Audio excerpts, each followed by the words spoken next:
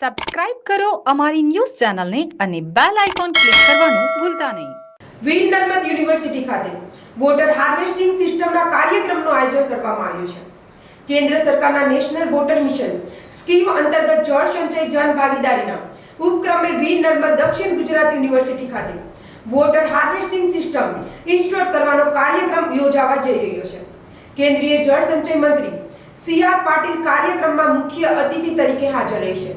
આ કાર્યક્રમમાં 1200 થી વધુ વિદ્યાર્થીઓ હાજરી આપશે અને જળ સંચય અને તેના મહત્વ અંગે માર્ગદર્શન મેળવશે.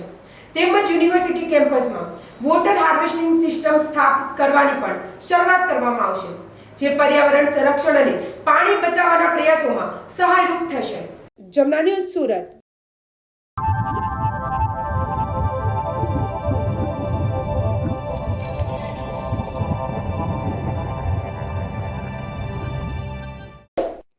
સબસ્ક્રાઇબ કરો અમારી ન્યૂઝ ચેનલને અને બેલ આઇકોન ક્લિક કરવાનું ભૂલતા નહીં.